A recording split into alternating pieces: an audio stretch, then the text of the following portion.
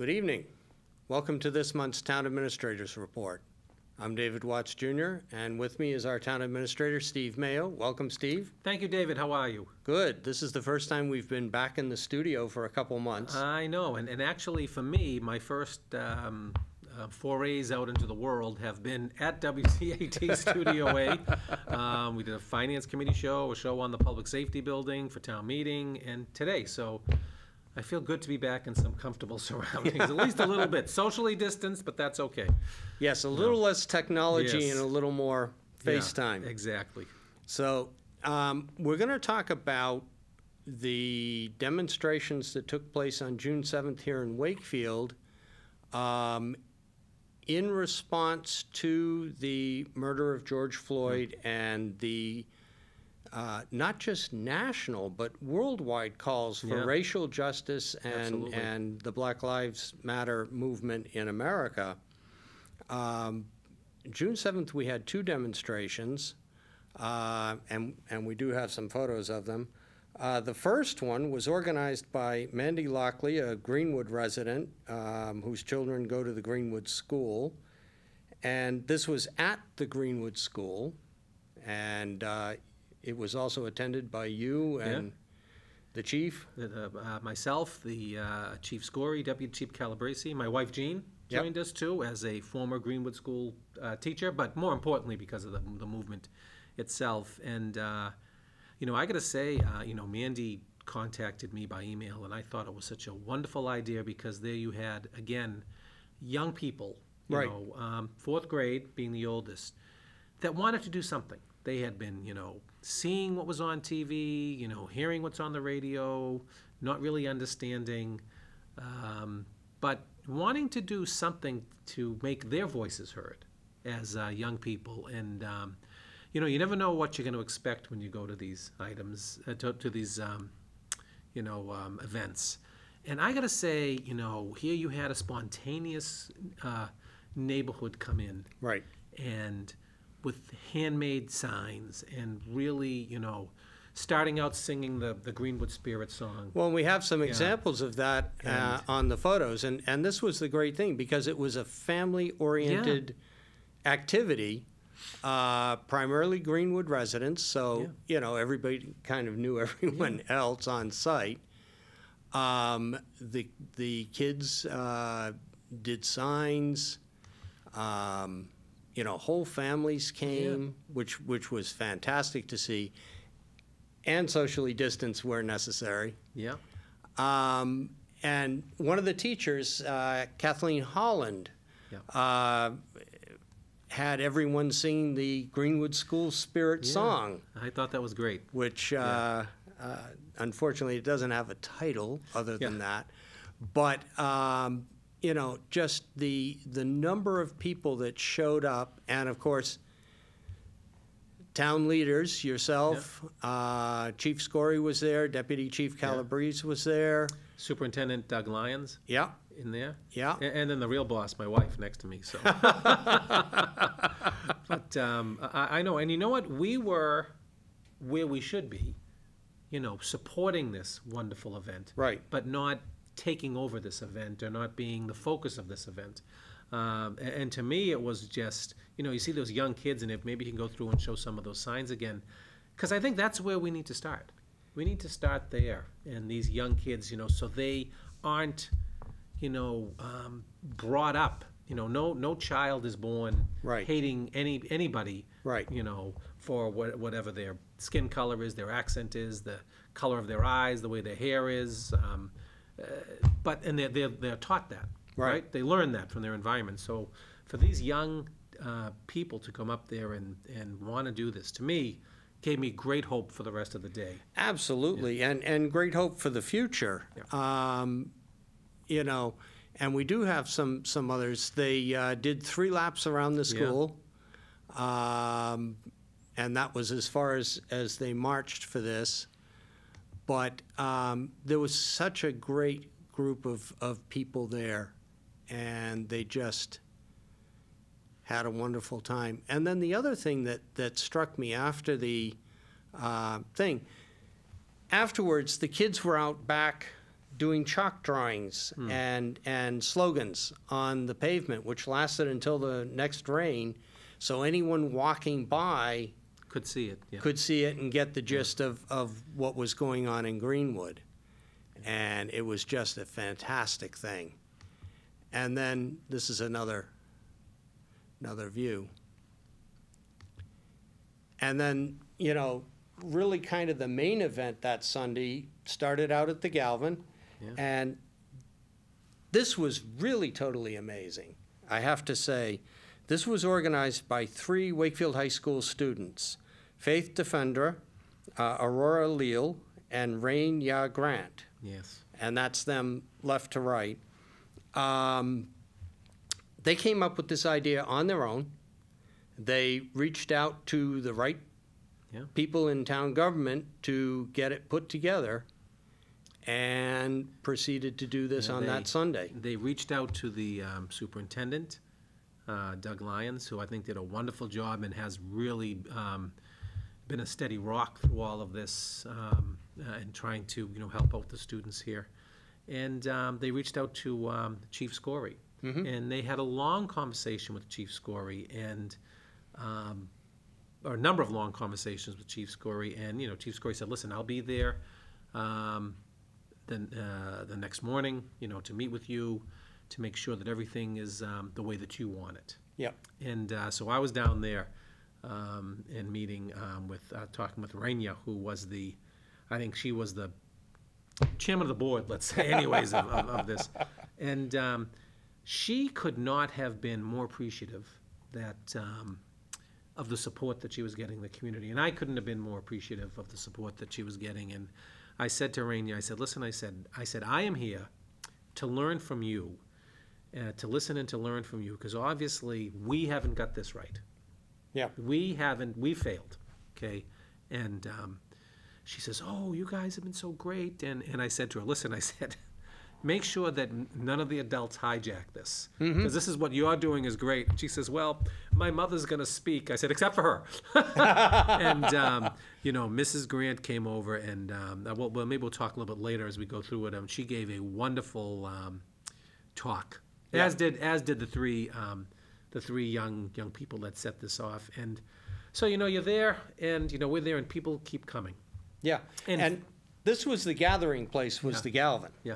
This was only part 1. Right, exactly. And, you know, again, a wide range of people were attracted to this. I don't know if they were all Wakefieldians, but everybody was there, positive, peaceful, you know, no trouble. Yeah, and I think there were a lot of students. I think that the 3 high school students, they had a lot of support from their fellow students, and including people there, students that maybe had not been so sensitive in the past. Yeah. Which I think is what this is about, right? This is about learning. This is a teaching moment. Teaching moment. Yeah. And, you know, it hasn't been easy for, you know, I think these young people that come here, getting up at 5 in the morning or 4 in the morning to get here to go to school and then go back. What a tough that's tough enough, right? Right. Let alone to having people that are not sensitive to that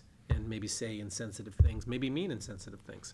Right. So we're talking about the Metco students. The Metco here. students. So Yeah. I think that you know, the fact that there was this outpouring of high school students, their fellow students, was great, and also families. Many families, again, with their younger children, trying to learn what this is about. So to me, what a fabulous beginning. Actually, some of the families that were in the first showed up for the second as well. The second one, yeah. Yeah. Wonderful families. And I understand there was an estimated 300 to 350 participants. I thought the number was higher, but I'll go with that. Yeah. You know? Yeah. I thought it was closer to 400 plus, but I thought it was higher. And I think you'll note here that almost every person in that gathering and in the protest march that followed were wearing masks. Yep. They weren't necessarily socially distancing. No, but they there weren't. wasn't a whole lot of space for There's that. not a lot of space, but they were wearing masks, and you know, families don't have to, and you know, I guess you do what you can do. Right. in that case. But it just, and also Chief Scory turned out the whole force to make sure Yeah. that everybody was safe, everybody, Right. had an equal chance to have their say. Yep. And I think that's an important point, is that Chief Scory had met with the organizers, Right. at least by phone beforehand, and met beforehand.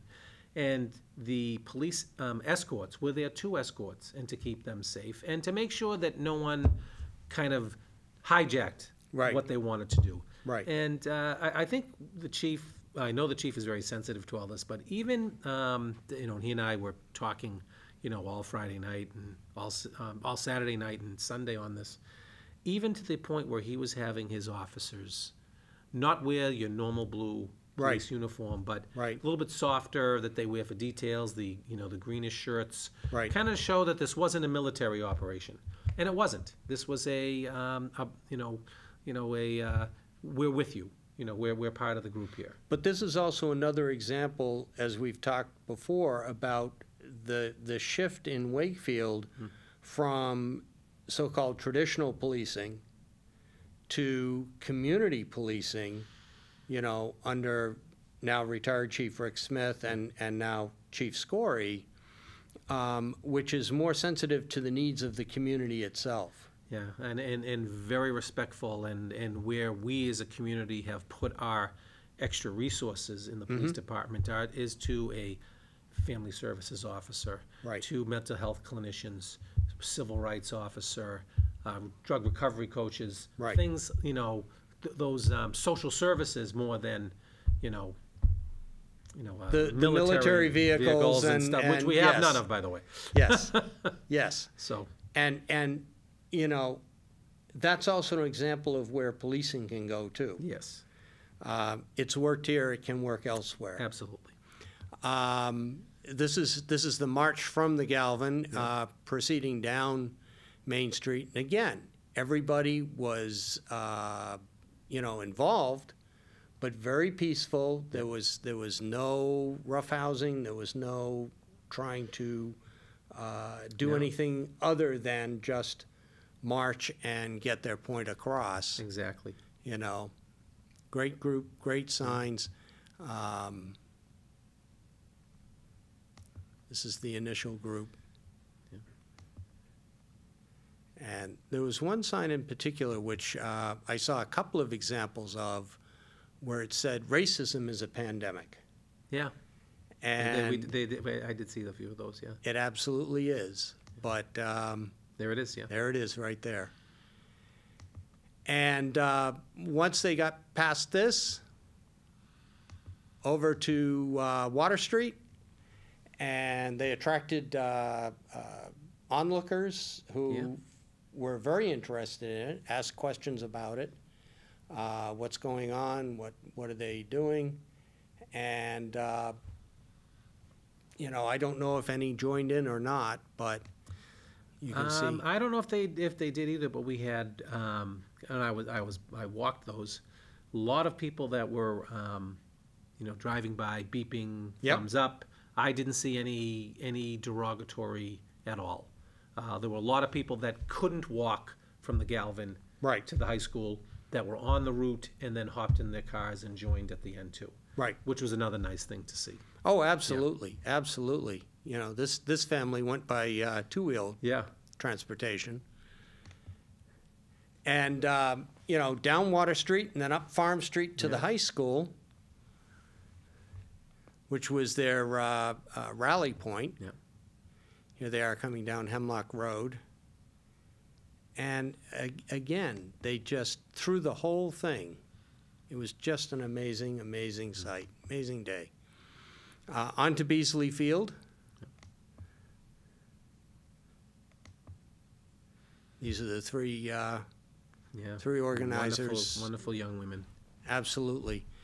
And makes us feel good about the future, It absolutely does. It absolutely did. Yeah. But You can see all ages, families, individuals. It was just a fantastic day. But now that that's done, now the hard work starts. It does, and I think that Mrs. Grant, who spoke, really reflected on that and said, you know what, you're here because you had faith, okay, and we did have faith for being here. And we're hoping that we're going to go far with this, take this movement far. But there has to be some action, and whether that action is with listening is an action, whether it's diversity training, look at your own implicit bias. And then there has to be a resolution of some of these items, right? There has to be a resolution. And with the resolution comes reflection.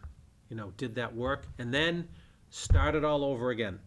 You know, have faith that something else can change and go far, take some action, see if we have a resolution, and reflect and going far again, which was the names of the 3 girls, Faith, Aurora, and Rain. So it's a nice way to remember those names, far. Sure. So, you know, I thought that Mrs. Grant was very powerful.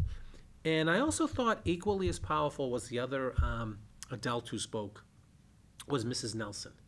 And Mrs. Nelson is a aide in our school system. And Mrs. Nelson comes to school every day on the Metco transportation with the Metco kids, kind of help supervise the bus. She then works all day at either, you know, one of the elementary schools, Dahlbear, and also she's been at Walton as well. And then at the end of the day, she goes back on that bus and, you know, rides back with the kids into town, into Boston. Long day, again, for you know, for a working person. And what she spoke was, and it really, this is what really made me very happy, is that her experience in Wakefield has been that Wakefield has, for the most part, been very warm and welcoming and understanding, and seems to get it. We have a lot of work to do still. I don't dismiss that at all. But that really kind of made me very proud and very happy that, you know, there are attempts being made. We have to go farther. We have to listen more. We have to learn more. We have to make sure that we don't lose this momentum today.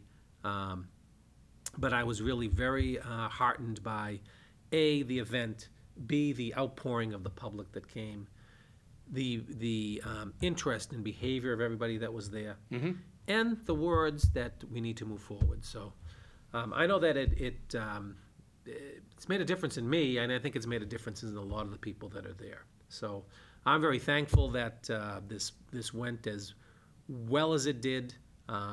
It was not a big media splash, and I'm thankful for that too, because it wasn't about that. It was about our community coming together, and these 3 wonderful young people, who all will go far, I think. I understand one of them has graduated. I don't think this group has. I'm not sure. Maybe one of them has. One said that Sunday she was a senior. She was a senior. Okay. Yeah. Okay. Not sure which one, but was she a rising senior? Sometimes they say they're rising seniors, so I'm not sure if I heard that. Okay, that's great. Yeah. That's great. Yeah. Yeah. Yeah. And actually, at some point, we should get the 3 on. That would be when wonderful. things open up a little bit, and talk a little more on this subject. Yeah, I think that's great, and kind of see, where do we go from here? How do we go farther? And we need them to lead the way. Right. So. But I think also it's incumbent upon the townspeople themselves to continue this movement by also getting involved in whatever way they can. Yeah. To further this whole movement toward, finally, after 400 years, some level of racial justice that is, you know, so sadly missing in this country. You know what was very telling to me in this was the moment of silence for George Floyd, and 8 minutes and 46 seconds. That is an incredibly long time, and to think that anybody could act the way that that person did towards another is, to me, is just, it's astounding. And I think that, you know, and I know that when you talk to our police officers, they're astounded as well. And they all were there and had a very, and also took that 8 minutes and 46 seconds moment of silence that we had. And what was also amazing when we came up there were people on the Beasley Field. Yes. Kind of using that had no idea this was going on. Yes. How respectful they were. Yes. There was a group working out, and they stopped and took their time to reflect and watch that, didn't want to take away from it. I thought that was, and it never had to be asked. Right. They did that because that kind of made me hopeful for the future. So, I think for whatever reason, this particular incident and incidents that have been surrounding it since have maybe in some way made people finally think about the need for justice, the need for change. And, you know, when you think back, it took from, you know, Stonewall in the late 60s until 2014 for LGBTQ rights to really resonate across the country the way they have. Granted, this has taken centuries more, but there's always that one incident that changes the discussion, that changes the viewpoint, and hopefully this is the one and will carry us forward from here as a town and as a country. Yeah, I hope so. I do hope so. And I kind of feel so. No, events like this make you feel so. So we have to make sure that the momentum continues. Part of that momentum is hopefully that the townspeople themselves will start to come up with their own ideas as to what we as a town can do, how we can come together, how we can make this a more just community than sometimes it is. I agree. So in the wake of this, what has been the general feeling that has at least come through your office? You know, I think that people are more aware. Number one, I think awareness was a big thing. Mm-hmm. I think that people are looking for what you know we can do to create the better atmosphere and to live the better atmosphere. And really looking, I think you're going to see a lot more of training in this area. Mm-hmm. So people are aware of how they view things, and you know they do have a bias in them that for some reason is ingrained, and I think that's going to be probably step one with a lot more training and you know for not only town employees but for committee members. Mm-hmm. You know, I think those are the things. In fact, some of the councils have already talked about this. Council really hasn't met and had really time to discuss this issue yet. Because of everything that's going on with town meeting and trying to get that through. But I think you're going to see more about that in the summer. So I think that's probably step one. You know. But you know, we're already doing something of it too. So you know,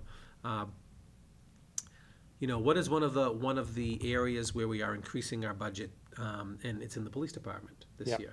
We're having our mental health clinician, social worker position going from part-time to full-time. So that's the one area of increase that we were doing. That was set January 1. Right. So I think that's something to be proud of. And that's an area for a long time that was completely ignored. Yeah. Oh, yeah. You know, that's part of that 180 degree turnaround. Exactly. You know, other areas, how can we help, for instance, some of the smaller businesses to become more aware, to become more sensitive? You know, we have a great relationship with the Chamber of Commerce, and I think that would be a wonderful way. You know, they're always looking for training and what have you, and that'd be a wonderful way to train and have those sessions with them and with their business owners so they can understand, you know, a little bit. Because a lot of that is they don't know. You know, so we need to, that's another great point. So town employees, committee members, businesses, and then let it go from there. Right. And let it build across the board. And hopefully people watching the show will also have some ideas of their own. And please let us know. Let me know, because I certainly don't have all the answers. Not as many as those 3 young ladies have, let's put it that way. But we can learn. Yes. And maybe people will realize just how diverse this town has become. Certainly a lot more than it was when we were growing up. Yeah. Anyway. Very much so. Yeah. Very much so. So in the minutes that we have remaining to us, and we only have a few, what do we have looking forward here, getting beyond the demonstrations? What do we have looking forward as a town with regard to COVID? Well, where, the phases come, from the state, quick and change every day. Sometimes they change, sometimes we'll hear something at 1, and then they'll say, no, we're changing that, and at 3 o'clock in the afternoon, there's something different. I think you are gonna continue to see a gradual reopening of the economy. We're trying to do what we can as a town to help our businesses, particularly the restaurants and the retail businesses, come out to the sidewalk, closing more of the parking spaces downtown for outdoor dining. So I think that is going to happen very quickly. Mm-hmm. We're also going to see, after July 4th, we hope, some recreational activities indoors for some of your younger people, certainly outdoors for others, so we can get, smaller groups, but that's important, right? It's important to get out there, and it's also important for the socialization of these young kids to get back in and, have somewhat of a, at least a soccer drill practice, right? They want to hang out with their friends. They want to, yeah, they're sick of us, and rightly so. And then they'll phase into games, what have you, but it's going to be a interesting, sloggy summer. Yeah. To go through this and to move forward. Let's hope that the numbers continue to trend in the right direction. And let's hope that a vaccine comes, because, I'm not so sure that the business community, the municipal community, and just the general community can take another big shutdown. I think that's really gonna ruin the psyche of a lot of people. So let's hope we don't get to that. And people need to be smart. Right. I carry my mask. I wear it when I am out. Yep. We need to be cognizant of that. Obviously not wearing it now, but we're on TV. But it's right in my pocket, or actually it's right on my briefcase, I guess. And we can move from there. And, we also don't know where the funding's gonna be yet from the state. The latest call that I was on yesterday seemed to indicate that we would have state aid would be level with last year, which to me is, if that happens, I'm pretty happy with that, because we were anticipating more. But the big issue is going to be, how do we open the educational system? Right. And what is that going to look like? And is it going to be a combination of remote and in class? What are the class sizes going to be? What are we going to need? What do we need to purchase? What PPE equipment? Who's going to have masks? That is a big issue right now. Right. And, you could have school systems looking at $1 million cost for all of the gown, if they have to wear gowns, if they have to wear masks, if they have to do all these things. Every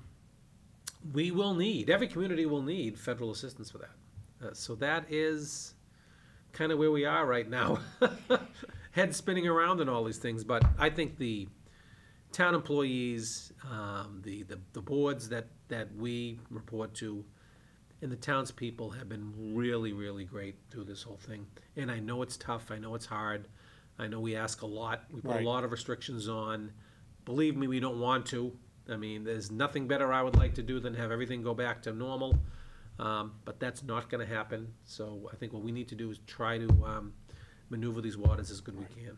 So that's what we spend our time doing. And on that note, I think we're going to wrap up this one. Great. And thank you for joining us. See you Thank next month. Thank you. Stay safe, everybody.